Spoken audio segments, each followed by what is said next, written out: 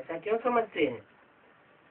नरक पाताल में है और स्वर्ग ऊपर में है, ऐसे क्यों समझते हैं?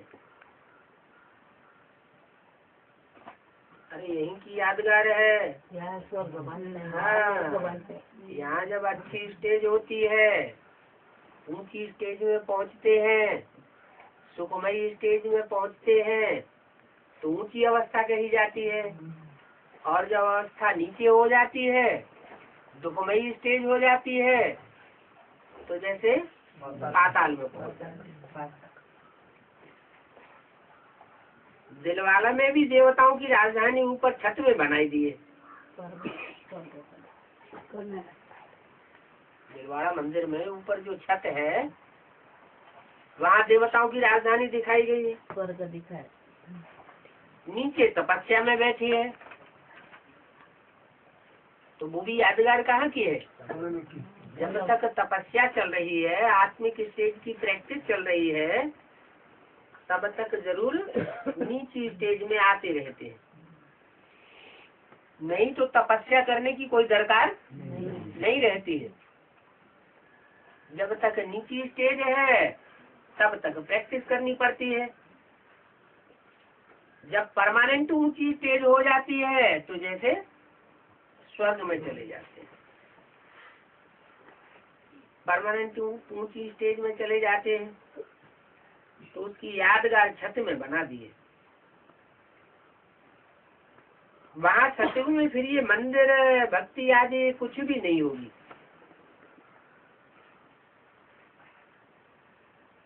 क्यों? पावन रहते सब, क्योंकि वहाँ तो सब उसी स्टेज में रहते ही हैं। भक्ति की जाती है भगवान को पाने के लिए। भगवान आता है ज्ञान देने के लिए, और ज्ञान मिलता है आत्मा के अनेक जन्मों का ज्ञान भगवान के ज्ञान से मिलता है। तो ये तो सब मिल गया ना, आत्मिक स्थिति मिल गई परमानेंट। तो वहाँ फिर ये भक्ति आदि की दरकार नहीं रहती। जो भी त्योहार है सब इसी समय की यादगार है। वो भी मैंने कौन कौन से त्योहार है? पहले कौन सा है? होली। पहले होली है। पहले है शिव बाबा आते हैं, जयंती मनाते हैं। तो हम मनाते हैं शिव जयंती, दुनिया मनाती है शिवरात्रि। तो दुनिया शिवरात्रि क्यों मनाती है, हम जयंती क्यों मनाते हैं? क्योंकि जब हमने जयंती मनाना शुरू की, 48वीं शिव जयंती, 50वीं शिव जयंती, 68वीं शिव जयंती, तो हम अंधकार में थे। जो हम जयंती मनाते हैं नंबर दे करके, इतने वर्ष वाली शिव जयंती, तो हम भक्ति मार्ग वालों के आधार पर मनाते हैं या ज्ञान मार्ग वालों के आधार पर मनाते हैं? अज्ञान कैसे? अरे कोई को पता थोड़ा ही है कि शिव कब प्रत्यक्ष हुआ था। वास्तव में शिव ने सन 36 में प्रत्यक्ष होने का कुछ ऐसा किया? प्रत्यक्ष हुआ क्या सन 36 में? कि गुप्त कार्य चलता रहा? गुप्त चलता रहा। बाप का प्रत्यक्षता वर्ष बाबा ने पहले से बता दिया, सन 76। लेकिन सन 76 भी क्या सबको पता चला सन 76 में? नहीं। जिनको पता चला वो भी अज्ञान अंधेरे में डूब गए। अज्ञानता ने आके विरोध करने लग पड़े। तो अभी तक भी सच्चा किसी को पता नहीं है कि वास्तव में शिव जयंती कब हुई। ऐसे ही मनाते रहते हैं भक्ति मार्ग वालों की देखा दुनी कि शिवरात्रि पत्रा के आधार पर वो क्या ज्योतिष लोग बनाते हैं किताब, जंत्री उस जंत्री के आधार पर जो डेट्स निश्चित की जाती है ज्योतिषियों के आधार पर, वो ही उसी दिन मनाते रहते हैं। तो हमारी अज्ञानता की यादगार जो है भक्ति मार्ग वाले भी अज्ञान अंधकार की रात्रि बनाते हैं। उनकी बुद्धि में नहीं रहता है, बच्चों की बुद्धि में कि भगवान कोई प्रवेश होकर के आता है, दिव्य जन्म लेता है।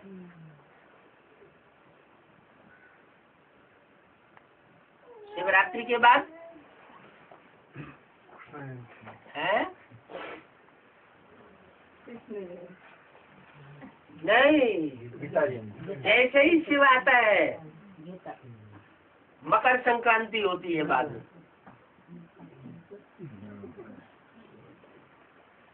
होती है कौन सी तारीख को? 14 जनवरी। तो मकर संक्रांति पहले होती है कि शिव जयंती पहले होती है? मकर संक्रांति पहले होती है और शिव जयंती बाद में होती है। क्यों? इसका मतलब सबसे अंत में जिस तन में परमात्मा शिव प्रवेश करता है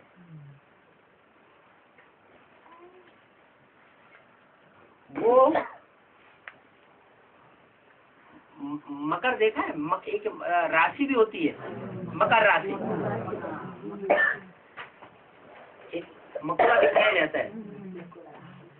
क्या? मकोड़ा, कीड़े मकोड़े होते हैं ना, वो सृष्टि पर दुख देने वाले होते हैं। तो मकोड़े जैसा पार्ट बजाता है। लोग कहते हैं मनुष्य आत्मा 84 लाख योनियां लेती है, लेकिन मनुष्य आत्मा 84 लाख योनियां नहीं लेती है, लेकिन मनुष्य 84 लाख योनियों जैसा पार्ट बजाता है। तो जब ज्यादा तमो प्रधान बनेगा तो कैसा पार्ट बजाएगा? कीड़े मकोड़ों जैसा पार्ट बजाएगा। मकोड़े जो है जहाँ भी बैठेगा वो काटेगा, तंग करेगा। तो लास्ट में जाकर के जब कीड़े मकोड़ों जैसा पार्ट बजाने लग पड़ता है कौन? प्रजापिता। मनुष्यों का भी बाप कौन? बीज कौन? प्रजापिता। वो भी तमो प्रधान बनता होगा ना?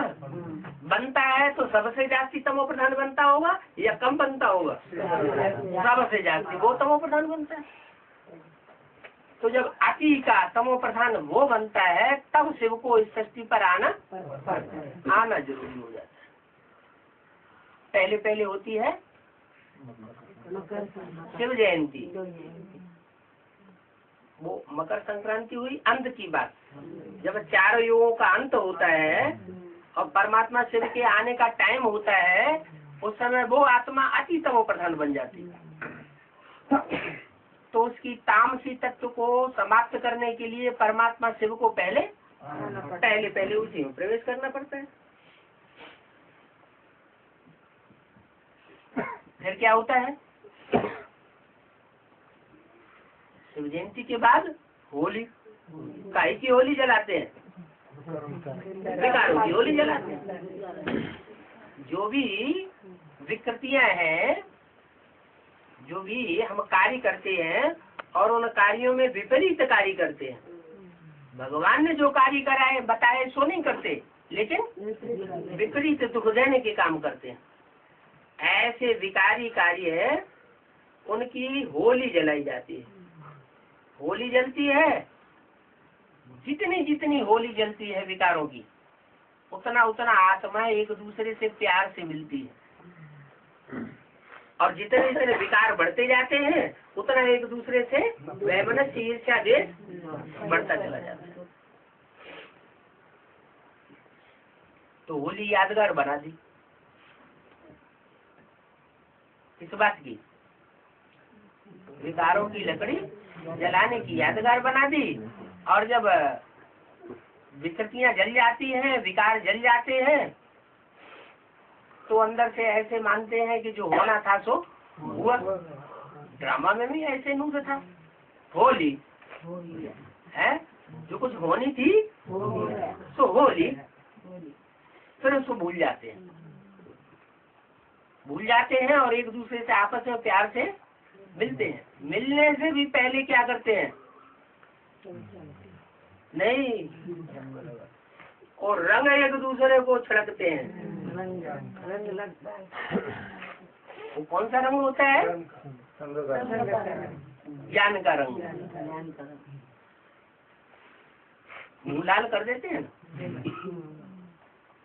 भक्ति मार्ग में होली आजकल उसकी यादगार में मनाए लगे, कीचड़ भी लगाए देते हैं, बहुत गंदे तरीके से मनाते हैं। क्योंकि दुनिया में हर चीज तमो प्रधान होती है सतो प्रधान से। ऐसे ही ज्ञान भी पहले सतो प्रधान होता है, फिर बाद में तमो प्रधान होता है।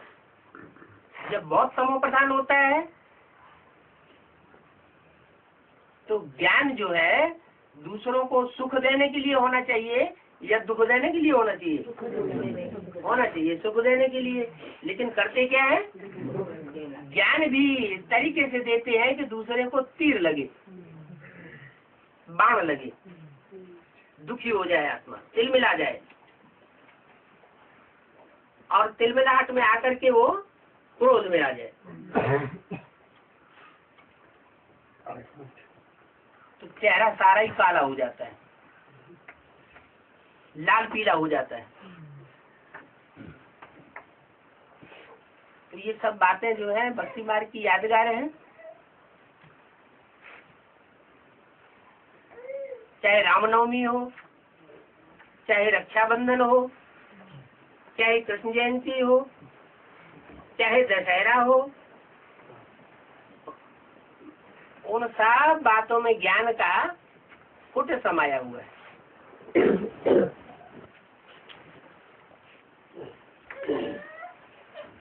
सब सीताओं को, भक्तों को रावण की जेल से आकर के मुक्त करते हैं ना। सारी दुनिया को ही रावण राज से लिबरेट किया जाता है। सिर्फ भक्तों की बात नहीं है। जो दुनिया में नास्तिक वर्ग की आत्मा है वो तो भक्त होती नहीं, भक्ति करती नहीं, उनकी भी मुक्ति होती है। वो भी रावण राज्य में तिलमिलाती हैं। रक्षाबंधन आदि सब अभी के त्योहार है। दिवाली, होली, ज्ञान विज्ञान,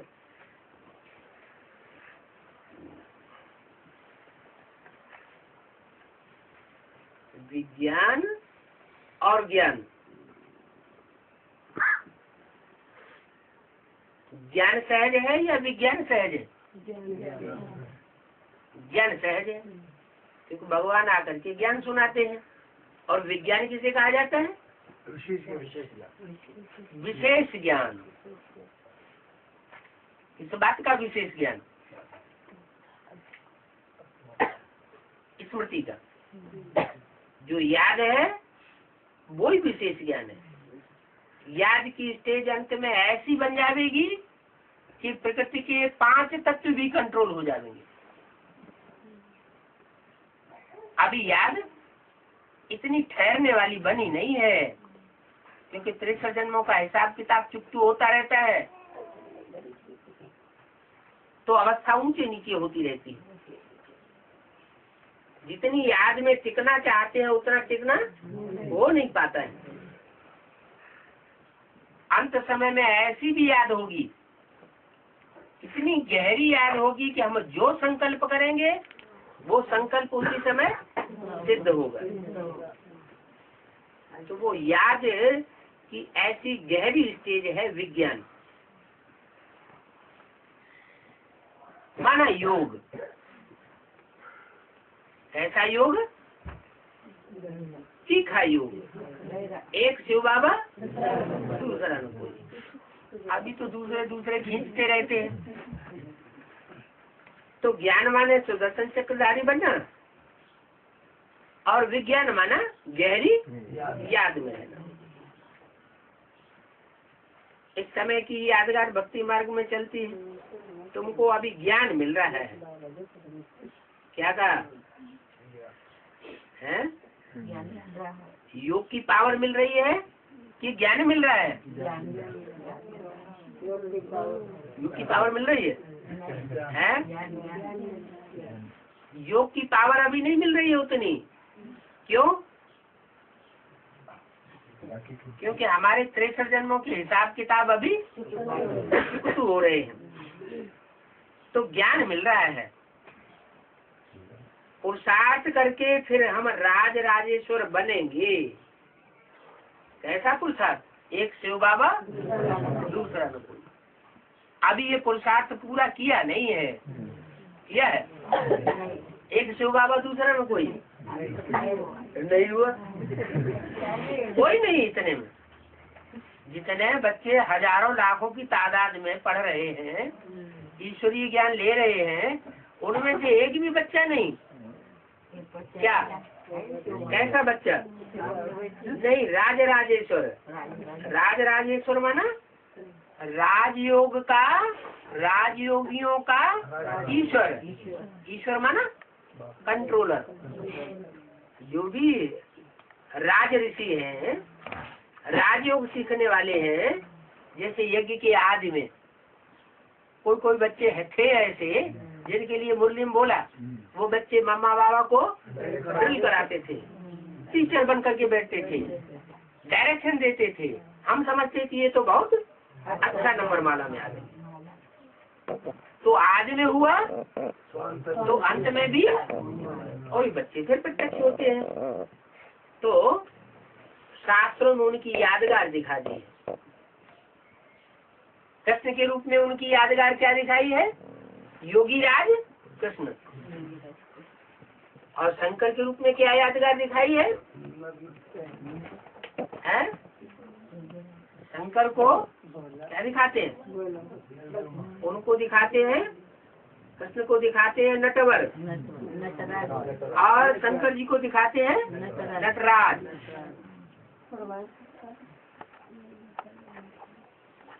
डांस भी करता है ज्ञान का, और साथ साथ योग युक्त स्टेज में रहता है। फिर एक स्वरूप वो भी दिखाया है जो ब्रह्मा का पहला पुत्र माना जाता है। कौन? सनत कुमार। उनको शास्त्रों में टाइटल ले दिया है योगी सर। जो भी योगी हैं उन योगियों का ईश्वर माना कंट्रोलर। तो ये भी राजयोग है ना, इसमें राज भरा हुआ है। बाप राजाओं का राजा बनाते हैं ना, कैसा राज भरा हुआ है? ऐसा राज भरा हुआ है कि सिर्फ राजा ही नहीं बनाता है, राजाओं को भी कंट्रोल करने वाला महाराजा बना। वही देवताएं फिर पतित राजा ही भी बनते हैं, जिनमें इतनी कंट्रोलिंग पावर थी कि राजाओं को भी कंट्रोल किया, सम्राट बन करके बैठे। वही राजाएं अंत में क्या बन जाते हैं?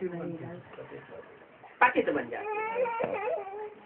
द्वापर कलयुग में पतित राजाएं बनते हैं, सत्युग त्रेता में पावन राजाएं होते हैं। ये बातें शास्त्रों में नहीं है। रावण राज्य में राजा ही मिलती है धन दान करने से। क्या? अभी हम ज्ञान दान करते हैं तो हमको राजा ही मिलती है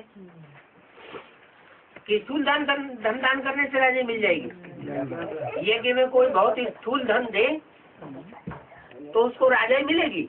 नहीं, क्या मिलेगा फिर? फालतू किया क्या है? फिर क्या मिलेगा? अरे अगले जन्म में क्या? अल्पकाल का सुख। क्या अल्पकाल का सुख होता है? संगम युग में जो धन दान करते हैं ईश्वरीय सेवा में, वो सतयुग त्रेता में भी साहूकार बनते हैं और द्वापर कलयुग में भी साहूकार बनते हैं। तो अल्पकाल का हुआ, वो तो जन्म जन्मांतर की प्रारब्ध हो गई। 16,000 मणके की माला में जाने से अच्छा बताया है साहूकार बनना। क्या है? साहूकार को भी ढेर सारे दास दासियां होते हैं। जैसे राजाओं महाराजाओं को दास दासियां होती हैं, वैसे साहूकारों की सेवा करने के लिए भी ढेर दास दासियां होती। साहूकार कोई ऐसे भी हुए हैं जिन्होंने महाराजाओं की सारी राजाई रहन में रख दी। क्या? जैसे राजा रामचंद्र,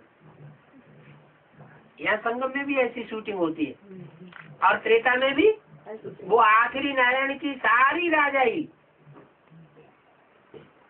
इतना धन उसे देता है राजाई चलाने के लिए कि वो सारी राजाई उसकी डूब जाती है और राम राजा बन जाता है। जो गायन है राम राजा राम प्रजा राम साहूकार, जो राम की आत्मा सतयुग के आदि में नर से नारायण सारे विश्व का मालिक बनती है, वो नीचे उतरते उतरते सतयुग के अंत में साहूकार बन जाती है, प्रजा में पहुंच जाती है।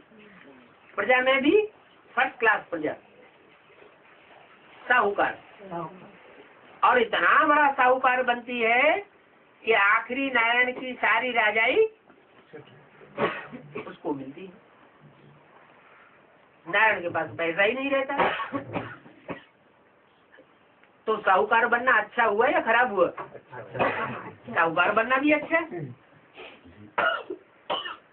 तो बताया रावण राज्य में राजाई मिलती है धन दान करने से।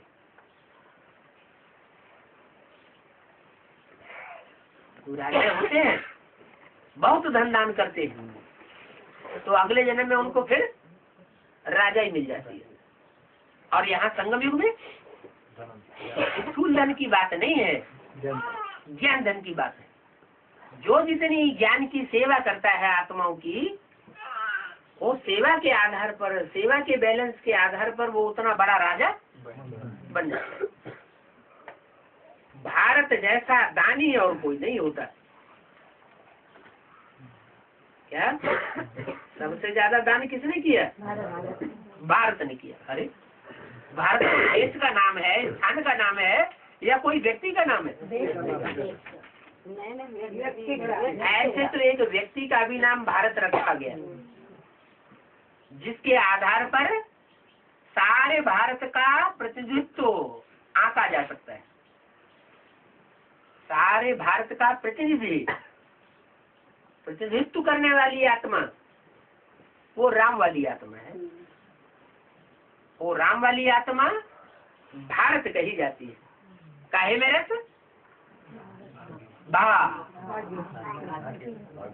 भाग्य भी कह सकते हैं, रोशनी को भी कहा जाता है। ज्ञान की रोशनी में रत रहने वाला, लगा रहने वाला।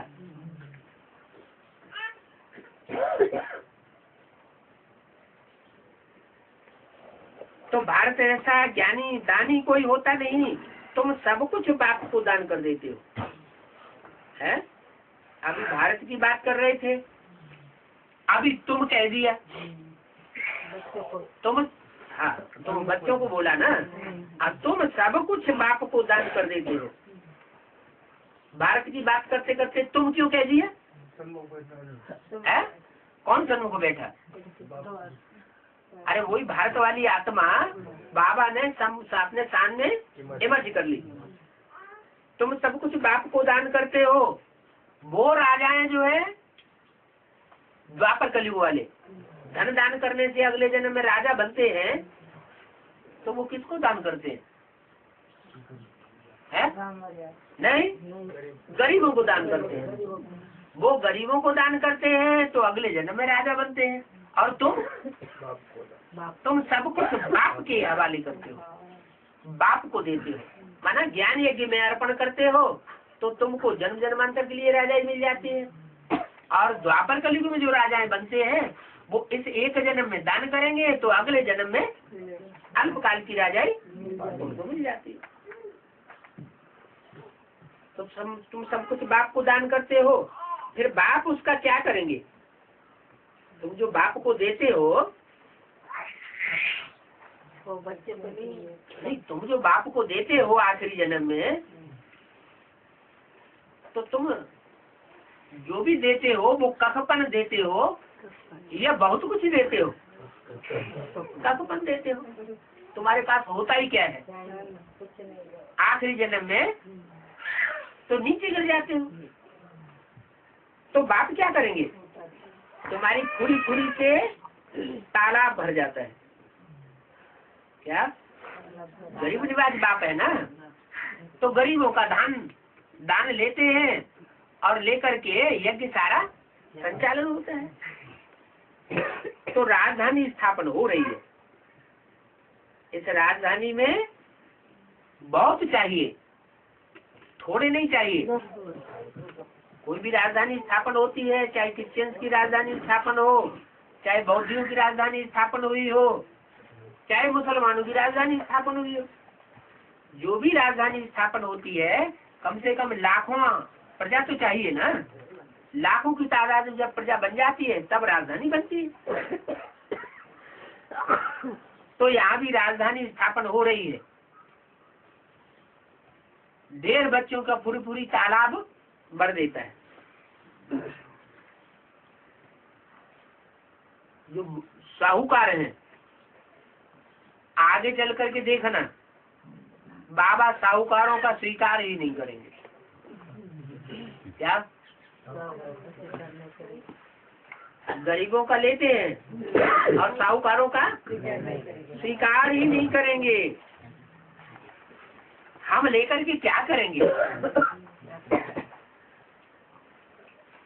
दुनिया में तो अरबपति है, तो कुछ फायदा नहीं। तो जब मौका है तब दिया नहीं और बाद में देंगे तो उसका कोई फायदा नहीं होगा। हम लेकर के क्या करेंगे? उनसे कहेंगे जाकर के सेंटर खोलो।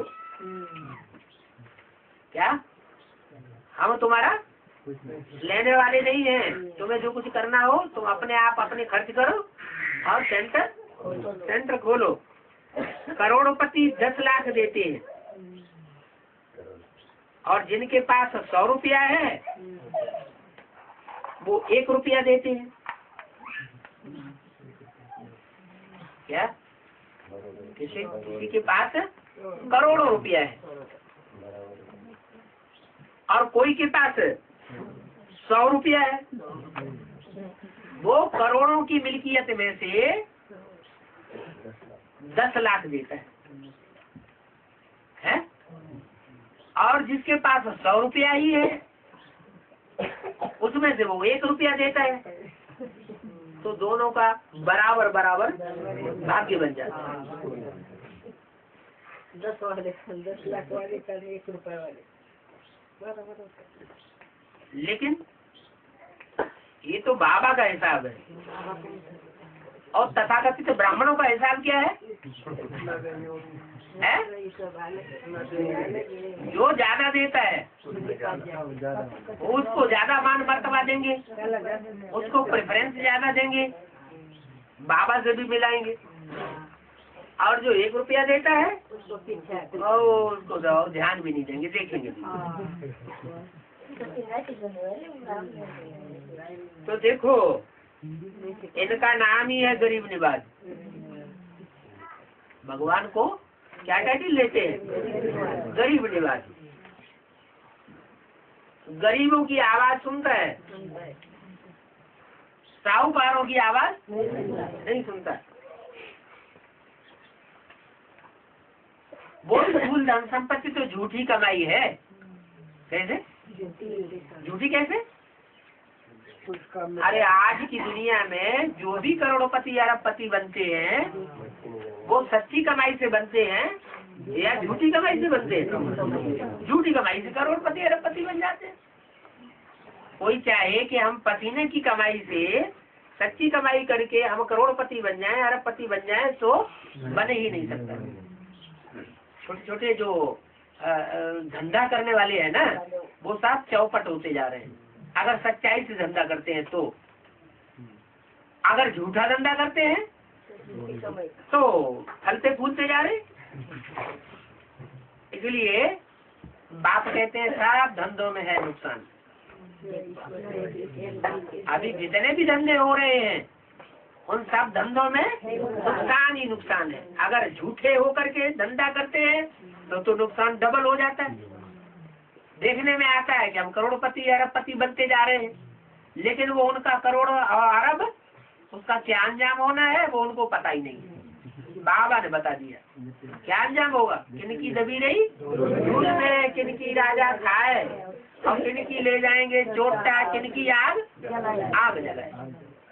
कुछ काम में नहीं आवेगा ही नहीं। तो झूठी कमाई है तो उसका ये अंजाम होगा। और तुम्हारी है सच्ची कमाई। सच्ची कमाई क्या है?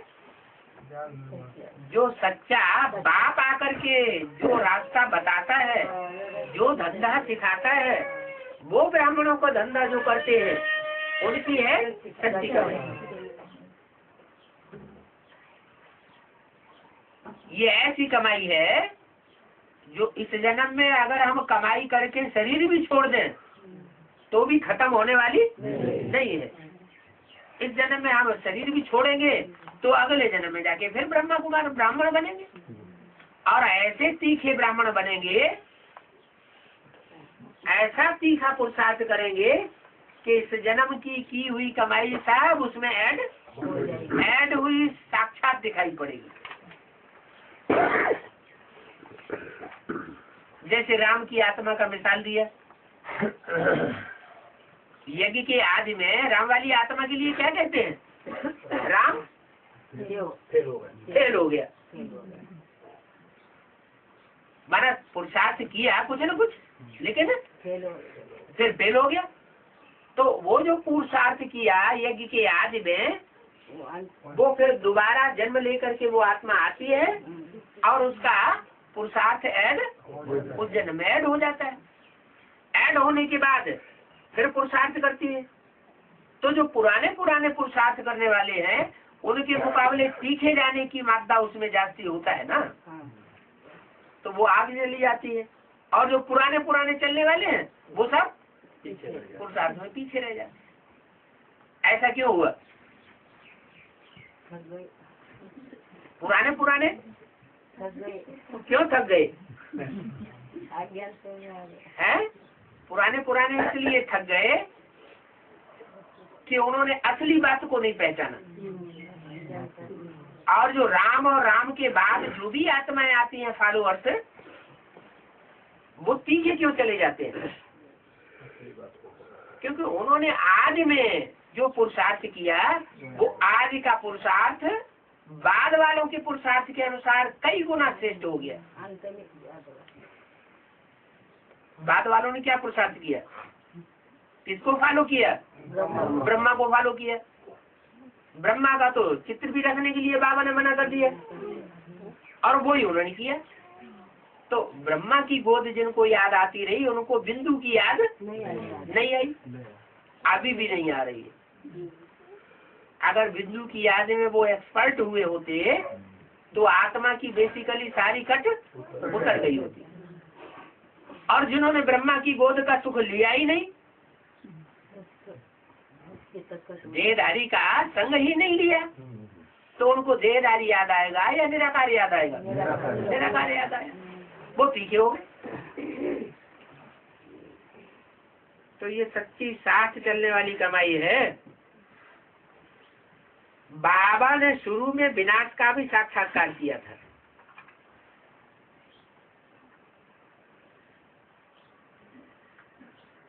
और राजाई का भी साक्षात्कार किया था।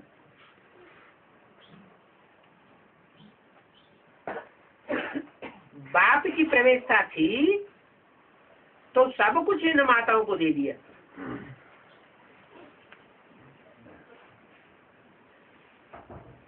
माताओं को ट्रस्टी बना दिया। फिर बच्चे कहने लगे हमको रुपए दो, हैं? ब्रह्मा बाबा के बच्चे, नारायण दादा वगैरह 2 बच्चे थे ना, वो कहने लगे हमको पैसे दो, तुमने तो सारा बांट दिया, हमको रुपए दो, हम तो पवित्र नहीं रहेंगे, हमारा वर्षा हमको दो। स्त्री ने कहा हम तो पवित्र रहेंगे, ये भले कहते हैं लेकिन हम तो पवित्र रहूंगी।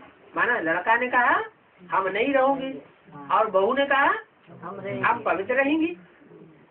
तो उनको कहा जहाँ चाहो चले जाओ। किनको?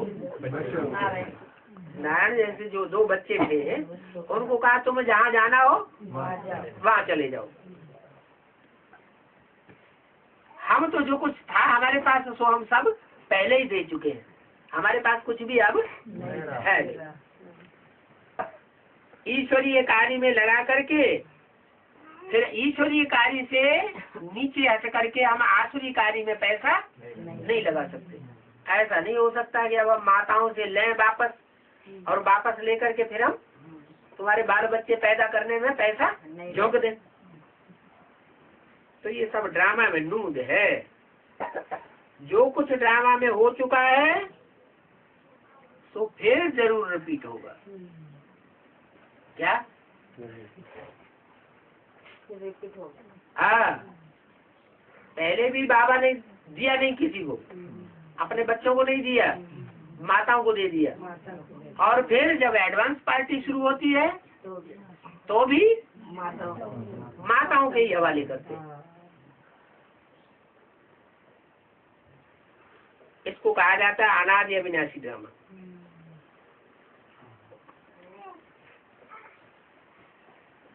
इनका राइट हैंड है धर्मराज। किनका? बाप का। इनका राइट हैंड है धर्मराज। इनका जब कहते थे हैं?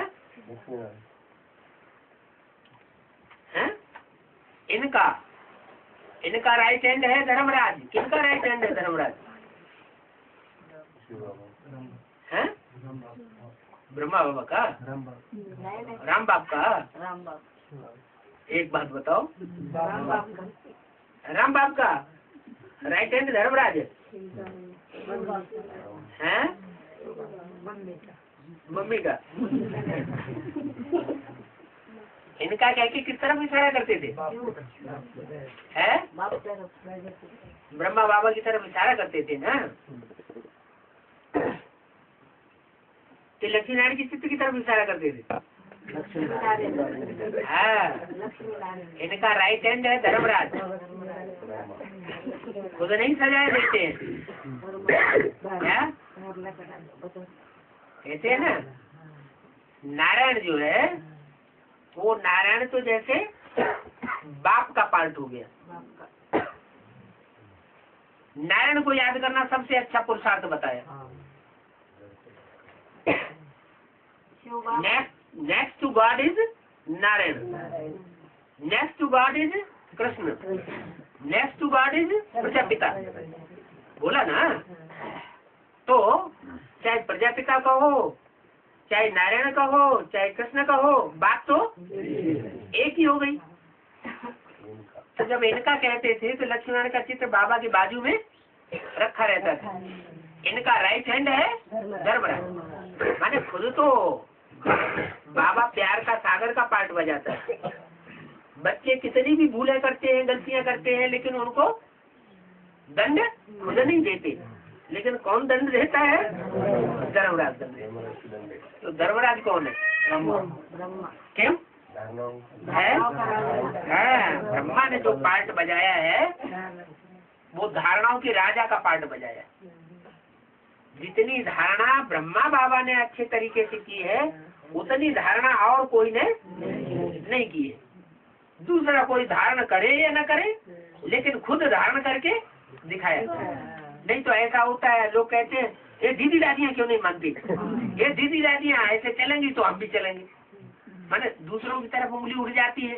बाबा ने कभी किसी बच्चे की तरफ उंगली नहीं उठाई, कोई करे या न करे, लेकिन बाबा ने ये पक्का कर लिया कि हमको तो करना ही है। तो करणहार का पाठ बजाया या करावनहार का पाठ बजाया? करणहार का पाठ बजाया।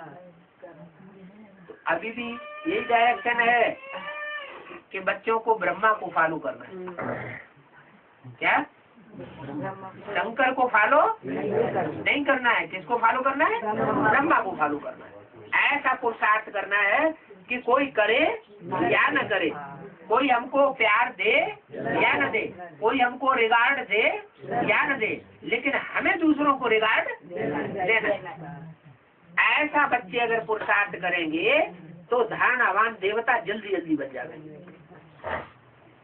और अगर शंकर को फॉलो किया तो उल्टा हो जाएगा। भक्ति मार्ग में भी कहते हैं गुरु की बात माननी है, लेकिन गुरु जो काम करता है सो काम नहीं करना है। तो कर्मों में फॉलो गुरु को नहीं करना है। सदगुरु का पार्ट किसका हुआ? बाप टीचर सदगुरु का पार्ट किसका हुआ? ब्रह्मा का या जगत पिता का? जगत पिता में परमात्मा सेवा परमानेंट प्रवेश करके मुकर्रर रूप में बाप टीचर और सदगुरु, अंत में सदगुरु का पाठ बजाते। तो जो सदगुरु है वो सदगुरु का पाठ बच्चे समझ नहीं पाते हैं। न समझ पाने के कारण फिर उल्टा पलटा हो जाता है।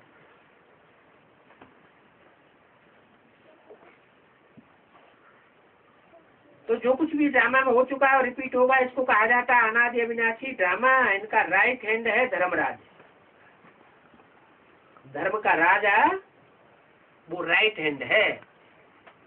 महाभारत में भी धर्मराज किसको दिखाया है? युधिष्ठिर को। युद्ध में स्थिर रहे, बल शरीर छूट जाए तो भी आत्मा ने पक्का कर लिया कि हम धर्म युद्ध में डटे रहेंगे, हिलेंगे नहीं। तो ब्रह्मा का शरीर भी छूट गया तो भी वो आत्मा धर्म युद्ध पर डटी हुई है, हिलने वाली नहीं है।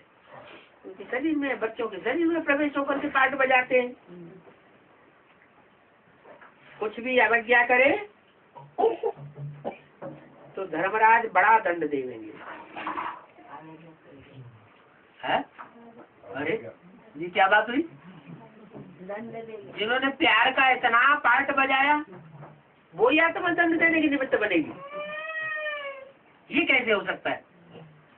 ये हो सकता है क्या कि जिस आत्मा ने इतना प्यार का पाठ बजाया कि बच्चों ने कभी अनुभव नहीं किया कि बाबा हमको घृणा की दृष्टि से देख सकते हैं, तिरस्कार की दृष्टि से देख सकते हैं, हमेशा यही अनुभव किया कि बाबा ने जितना प्यार दिया उतना दुनिया में और किसी ने दिया नहीं। कोई 10 मिनट के लिए भी मिलने आया हो तो भी बाबा से उस 10 मिनट की मुलाकात करने वाले को भी ये अनुभव हुआ कि बाबा ने हमको जितना प्यार दिया उतना कोई ने नहीं दिया। तो क्या ये संभव है कि वही आत्मा फिर धर्मराज का पाठ बजाने के निमित्त बने? सुधर के नहीं ना अरे भले तो पहले भी तो नहीं सुधरे थे। जब साकार तन से मौजूद था तो भी नहीं सुधरे थे। जो जितना प्यार करता है उतना मार मारने की ताकत रखता है। हाँ नहीं, हिसाब किताब है कि बच्चों ने तो प्यार का रिटर्न उस समय नहीं दिया ब्रह्मा बाबा को, लेकिन ब्रह्मा बाबा ने बच्चों को प्यार दिया। बल बच्चों ने हार्ट फेल कर दिया तो भी ब्रह्मा बाबा उन बच्चों की अभी भी सेवा कर रहे हैं। तो वो आखिरी जन्म है ना। अब ये हिसाब किताब कब पूरा होगा और कौन पूरा करेगा? पूरा होगा या नहीं होगा? अधूरा ही छूट जाएगा। क्योंकि ज्ञान में तो नियम है कि ज्ञान में चलने के बाद कोई पाप कर्म करता है तो उसका 100 गुना बोझ चढ़ जाता है, वो भोगना पड़ेगा। तो वो भोगाने के निमित्त कौन बनेगा? कब बनेगा? अभी तो ये जो बड़े बड़े दीदी दादी दादाएं जो बड़े बड़े दिखाई दे रहे हैं, बहुत मान मर्तबा ले रहे हैं दुनिया में, वो तो सजा खा रहे हैं कि सजे हुए हैं। अभी तो मजे ही मजे चल रहे हैं। लोग सोचते हैं कि जन्म जन्मांतर की राजा लोगों ने ले ली और हम तो पुरुषार्थ करते ही करते ठंडे हुए जा रहे हैं। तो उनको प्रश्न आता है, लेकिन प्रश्न आने की बात नहीं है। उन पाप कर्मों का खमाजा उसी आत्मा के द्वारा दिया जाएगा। वो ब्रह्मा की ही आत्मा निमित्त बनती है, एक एक को धर्मराज के रूप में 100 गुना सजा दिलाने के निमित्त बन जाती है। तो बोला कुछ भी अवज्ञा करेंगे तो बड़ा दंड मिलेगा। बाप ने बोला और कोई बच्चे ने जानबूझ करके अवज्ञा कर दी, नहीं माना, मतरगंड बन गया, तो धर्मराज उनको सजा दिए बगैर छोड़ेगा। इसलिए कोई अवज्ञा नहीं करनी चाहिए। किसकी? बाप की अवज्ञा नहीं करनी चाहिए। माँ के रूप में जो पाठ बजाया उसमें अवज्ञा की तो कोई बड़ी बात नहीं है। कहते हैं ना, सदगुरु निंदक ठौर न पावे। जो सदगुरु का पार्ट बजाने वाला है वही तो बाप है, वही टीचर के रूप में टीचर का काम करता है, वही बाप का काम करता है, वही सदगुरु का पार्ट बजाता है लास्ट में। तो सदगुरु का जो निंदा करने वाला बनता है वो ठौर न पावे। कौन सी ठौर? नहीं, जो भी सुख धाम और शांति धाम की दुनिया बनेगी वो सब संगठन में उन अवज्ञा करने वालों को स्थान नहीं मिलेगा। दुनिया में भटकते रहेंगे जहाँ विनाश की आग लगी हुई होगी, विनाश की विभीषिका जल रही होगी, वहाँ उन बच्चों को फेंका जाएगा ड्रामा प्लेन अनुसार।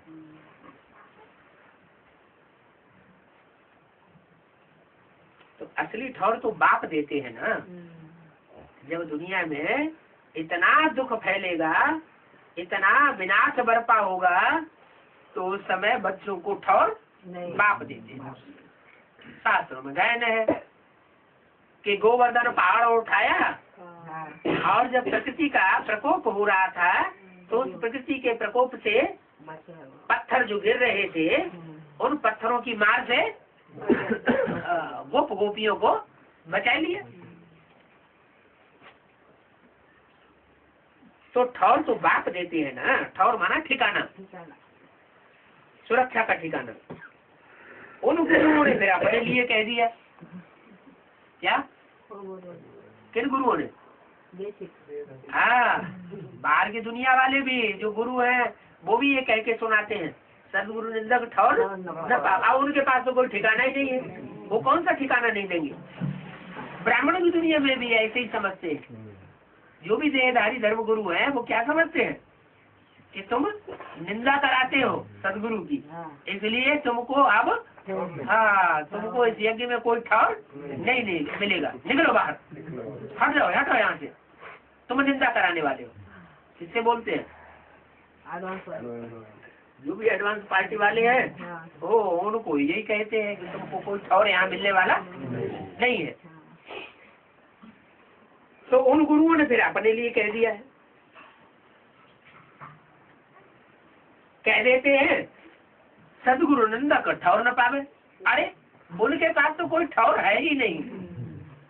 उनका जो ठौर जो उन्होंने बनाया है, सुख धाम, शांति धाम, या बड़ी बड़ी जो भी बिल्डिंगें बनाते जा रहे हैं, वो ठौर कोई ठौर नहीं है। आज वो ठौर बनाया है और कल वो ठौर उड़ जाएगा। कैसे? मधुबन वालों को मधुबन छोड़ना पड़ेगा, ज्ञान सरोवर वालों को ज्ञान सरोवर छोड़ना पड़ेगा। तो जब खुद को ही छोड़ना पड़ेगा तो हमको ठोर कहाँ करते देंगे। तो उन्होंने अपने लिए कह दिया है सदगुरु निंदक ठौर न पावे। दुनिया में गुरु तो बहुत होते हैं। रास्ता बताने वाले को गुरु कहा जाता है, सत्य रास्ता बताने वाला तो एक सत्य बाप ही है, वो सत्य टीचर भी है और सत्य गुरु भी है। कोई भी मनुष्य मात्र कब गति सदगति का रास्ता बता ही नहीं, सिवाय एक बाप के और कोई भी सच्चा रास्ता नहीं बता सकता। सदगति कोई कर नहीं सकते, और ही क्या कर देते हैं, और ही दुर्गति कर देते हैं। तो कोई भी इस तरह का अगर कन्वर्ट करने के लिए आवे बाप के बच्चों को, तो बच्चों को क्या पूछना चाहिए है? क्या पूछना चाहिए? क्या तुम बाप हो? तुम सुप्रीम टीचर हो? तुम सदगुरु हो? अगर बाप टीचर सदगुरु हो तो हमें अपनी बात सुनाओ, और तुम बाप बता रहे हो दूसरे को, ज्ञान हमको अपना अलग से सुनाना चाहते हो, तो हम तुम्हारी बात सुनने वाले नहीं है। मनुष्य गुरु का रास्ता बता ही नहीं सकते। मनुष्य की दुर्गति ही करते हैं। रचना को रचयिता से वर्षा मिलता है, रचना को रचना से वर्षा नहीं मिल सकता। भाई भाई को वर्षा देगा क्या? भाइयों को वर्षा कौन देगा? बाप वर्षा देते हैं, बाप ही बच्चों को वर्षा देते हैं। यह है सुख शांति का बेहद का वर्षा, और ये है बेहद का बाप।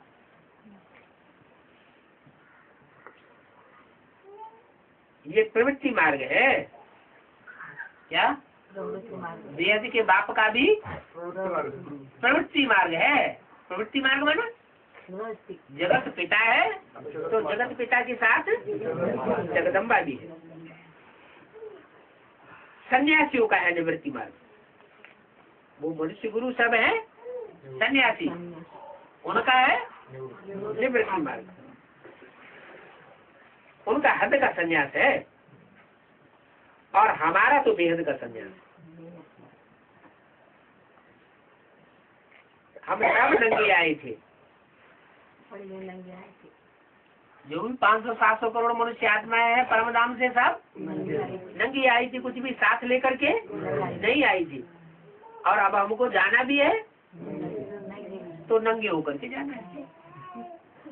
तो कोई तो जबरदस्ती नंगे किए जाएंगे, मजबूरी में नंगे होंगे, और कोई अपनी स्वेच्छा से ही ऐसा पुरुषार्थ करेंगे कि सब कुछ तेरा कुछ नहीं मेरा।